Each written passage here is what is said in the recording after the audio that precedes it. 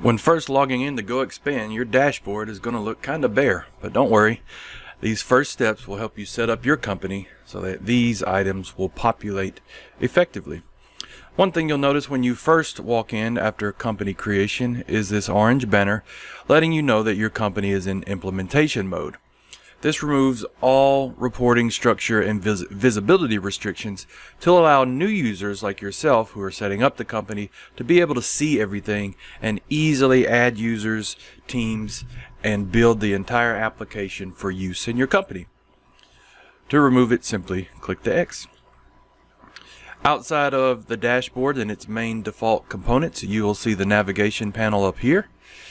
These two are just dedicated pages for meetings and to-dos, followed by drop-downs for people. Depending on the version of the application you have, you may or may not see all of these items, and they may or may not be named these, again, depending on the version of the application that you have. But these drop-downs provide users with all access to permissioned items within the application. Only users like yourself who are setting up the application will have most of the administration items. Regular users will not. Now feel free to navigate around all of these items as you wish, but just know before you go through the following steps, none of them will really be fleshed out, so it's best just to go ahead and set this company up. First thing you want to do is check your organization setup. So go to Administration and then Company Settings. Once you're at Company Settings, you'll see your company's name. You can update your review frequency if you have access to reviews, and all of the items here. Of course, items with an asterisk are required, and if you ever have any questions about what any of these are, simply click the question mark and you'll notice a slide out that will inform you on what that item is. Your company's core values can be updated here underneath core values. This could have been done upon company setup, but if it was not, you can change the name here and the description. If you need to add more, simply hit add question. If you need to remove, hit the X. Same thing for engagement. These are the 5 default engagement questions that employees can answer on a day-to-day basis. You can update those just the same way you did for core values. If your company has different regions, you can add those here. Job titles are outside of the seat descriptions, what we'll talk about later. You can add those here, and then departments. The application comes defaulted with specific naming conventions, but if within your company you call these things something a little bit different, you can change those here. Just make sure to hit Save Changes here. And then once you go back to your company settings, you will click Save All Changes at the bottom to save everything you've done. We're going to leave that button Exit Implementation Mode alone until you have your company all set up and are comfortable with all reporting structure. The next major thing to tackle are functions or seats. So you can find that under Administration and Manage Seats in this case. The application comes with 10 default seats, 2 of which are support, so you have 8 to choose from. Please note that each of these seats or function has a name and a description. They have seat roles and skills tied to those roles. Metrics can be assigned to each seat, but normally these are going to be assigned to individual members, and then specific permissions tied to that seat. Depending on the application version you have, you may or may not see all of these components to the seat permissions. They are already set up to give that seat the permissions they should have in the company, but of course you can always change these. Moving back to our company seats page, if you need to update any of these seats with new terms, all you have to do is go back to that edit. You can replace these or keep what you have, and just like in company settings, you can add items here as well. Of course, if you want to rename something to match what you would call this type of employee, easily can be done right there.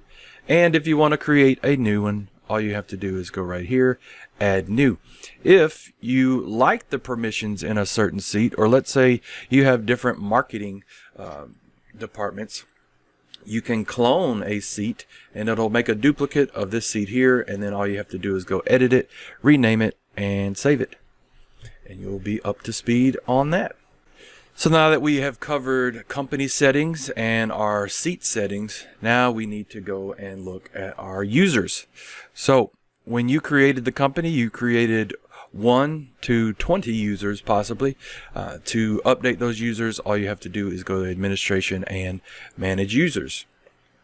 To add new users, simply click the add new button, and you will enter their first name, last name. You will give them a default password, email address, and of course everything that is indicated with a red asterisk you have to fill out. Couple of very important things to note: you must give someone a seat, and in order for the accountability chart to work correctly, you need to make sure that you select reports to primarily. This will be the manager that the employee reports to. Permissions as far as scorecard and feedback will be handled in a later version, but to simply create users, those are the basic steps. If you did create job titles and departments, you can add those here. And also, if you go to the notifications tab, you can set up what type of notifications each user can get on an individual basis. Once you've added all of your users and you would like to welcome them to the company, all you have to do is go back to the main page and select all, or select one or more, and then hit send welcome email. The system will automatically send them an email and allow them to log in and change their password or update their password to what they want it to be.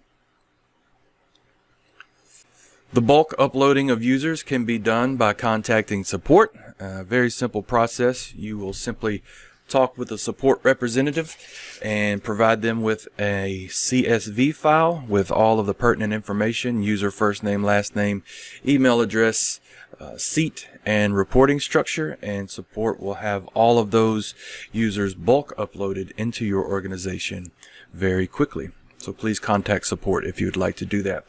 And finally, for setting up your application, we must now create teams. In GoExpand, you create your own individual teams, and then those teams can be added to any item within the application.